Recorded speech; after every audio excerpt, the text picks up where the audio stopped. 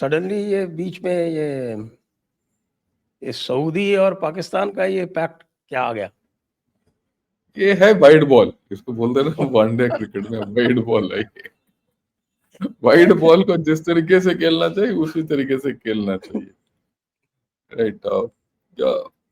ये I mean it's not, ये हमारे कोई सिक्योरिटी को हानि नहीं पहुंचाता है, पर it's not a great thing, but इसके पहलू अलग हैं और इसको समझना मेरे ख्याल में इम्पोर्टेंट है कि ये क्यों हो रहा है और इसका परिणाम क्या होगा, वगैरह वगैरह।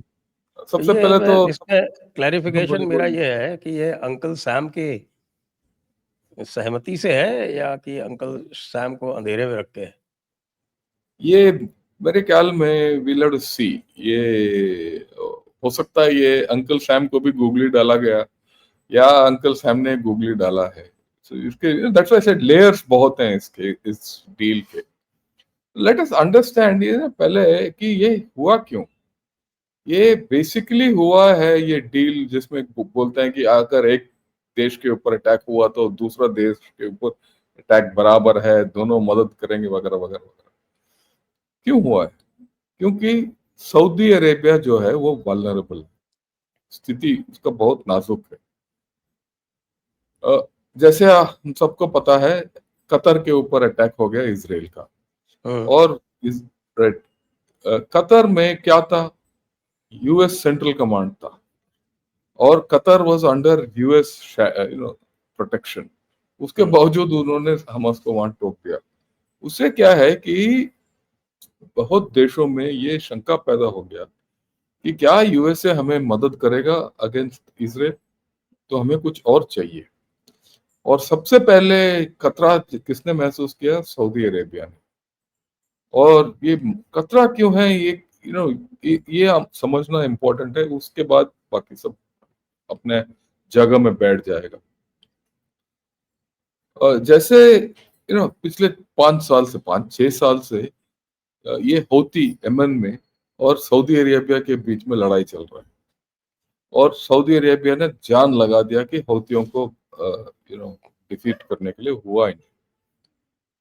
सो और उसके इनफैक्ट 2 साल पहले या 3 साल पहले, मेरे को अभी भी याद है, 2 ऑयल फील्ड थे, अरामको के ऑयल फील्ड और अबू बेक के ऑयल फील्ड। वो जो 1500 किलोमीटर से ज्यादा दूरी से यमन ने इन दोनों को अटैक किया और गिरा दिया। और तब से क्या है कि सऊदी अरेबिया अपना हिफाजत के लिए ढूंढ रहा है कि भाई कहाँ जाए, और वो सऊदी से थोड़ा लेकिन बोलिए। पाकिस्तान तो खुद ही नहीं बचा पाया हाँ, वो और अलग सऊदी बात है, वो अरेबिया हम हैड आएंगे। American systems. अमेरिकन सिस्टम्स, उसके बावजूद उनका कुछ हुआ ही नहीं। और अभी ये इसराइल ने कर दिया, तो 2 लेयर हो गए सऊदी को थ्रेट। और ये जो south, house of south, right, जो रॉयल फैमिली है, this is always been under threat. क्योंकि अगर आपको याद है ओसामा बिन लादेन भी यहीं से था, और वहां सऊदी अरेबिया में ज्यादा खलबली मचा रहा था तो उसको आउट कर दिया था। और वैसे ही इसका पूरा घर, देर ऑल बिलियनर्स, ठीक। और उस पैसा के साथ अगर ये अलकायदा वगैरह वहां पनपता रहा तो सऊदी अरेबिया उनके रूलर्स को वहां से जाना पड़ेगा, इसीलिए आउट कर दिया। यूएसए को ले आए और उन्होंने सोचा अपना हिफाजत होगा, और हुआ ही नहीं। तो अभी अचानक ये स्थिति आ गया कि उनको खतरा महसूस हुआ, तो जाए कहाँ। वो यूएसए के ऊपर निर्भर थे, यूएसए ने कुछ नहीं किया। जब इसराइल ने कतर को टोका था, यूएसए ने कुछ नहीं किया, तो यूएसए के पास जा नहीं सकते थे, इंडिया के पास आ नहीं सकते, क्योंकि हमारा और इसराइल का नाता अच्छा है। तीसरा एक ही देश बचा है, और वो कौन सा है? पाकिस्तान। तो इसीलिए ये पाकिस्तान गए, और पाकिस्तान के ऊपर पकड़ है। ये इसी जो, में एक चीज और पूछ बोलिए। लेता हूँ आपसे। ये पाकिस्तान को ये बोलते हैं ना कि साहब की उड़ता तीर ले लिया, तो ये पाकिस्तान ने इजराइल वाला तीर क्यों पकड़ लिया? अब उसको महंगा पड़ेगा धीरे धीरे जाके, ये उतना आसान नहीं है पाकिस्तान के लिए। तो पाकिस्तान को ये पैसा देते रहे, इतने साल पैसा देते रहे, लोन्स देते रहे। अगर आप इतिहास में जाओगे तो इनका जो न्यूक्लियर प्रोग्राम है पाकिस्तान का, उसका पैसा काफी हद तक सऊदी लोगों ने ही दिया है। और यहाँ तक कुछ लोग कुछ दिन पहले या कुछ साल पहले ये बोलते थे इस्लामिक बॉम्ब। खैर वो सब कुछ हो गया खत्म, क्योंकि जब ये यमन का लड़ाई शुरू हुआ, सऊदी चाहता था कि पाकिस्तान उनके साथ मिले और यमन के ऊपर अटैक करे, पर पाकिस्तान मुकर गया। उस वक्त पाकिस्तान मुकर गया क्योंकि उनको ये डर था कि अगर यमन के साथ अगर कुछ हो गया, हौतीस के साथ कुछ हो गया, फिर उनको ईरान के साथ निपटना पड़ेगा। ये बहुत लेयर्स है, मैंने बोला ना। तो अभी ये पैक्ट कर दिया। पैक्ट के दो पहलू हैं, एक तो न्यू परमाणु पहलू है और एक नॉर्मल पहलू है। ये अभी तक we don't know the contours of this pact, but दोनों शामिल होंगे, तो इसीलिए तो ये पैसा दे रहे हैं। तो अगर ये नौबत आ गया कि पाकिस्तान को यमन के ऊपर अटैक करना पड़ा कल के दिन, या हौती के ऊपर अटैक करना पड़ा, तो बहुत महंगा पड़ेगा थ्रू ईरान। वो पहले बता रहा हूं। अगर इनको जाके अपना परमाणु हथियार सऊदी अरेबिया में जाके डिप्लॉय करना है तो यूएसए मानेगी नहीं, क्योंकि एक बार परमाणु हथियार सऊदी अरेबिया में स्थित हो गए तो पूरा वेस्ट एशिया डिस्टेबलाइज हो जाएगा। वो होगा नहीं, राइट।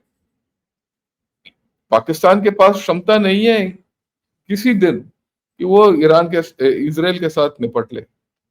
वो सिर्फ वो मिसाइल के थ्रू दाग सकता है, पर हमें पता है पाकिस्तान कितना मिसाइल मार सकता है, हमने देख लिया ऑप्शन 2।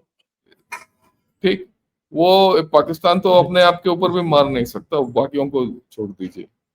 सो पाकिस्तान का हालत नाजुक है, पर पाकिस्तान जिस तरीके से पाकिस्तान है, वो मौका का फायदा उठा रहा है। उसको पैसा मिलेगा, भरपूर पैसा मिलेगा उसको इस सुरक्षा देने के लिए। ये सुरक्षा सिर्फ सऊदी अरेबिया के लिए है।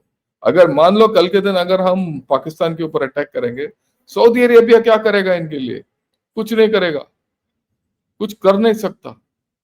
तो राइट, हमें कोई प्रॉब्लम नहीं है उस, ये पाकिस्तान का मतलब मसला है कि, और या ये वो फायदा देख रहे हैं, उनको पैसा मिलेगा। एक चीज है, ये अभी पैसा मिलेगा। एक और चीज है, इससे क्या है कि ये खबर आ रहा है कि पाकिस्तान अभी सोच रहा है कि we will be the guarantor of security, we will be the security provider in the Middle east.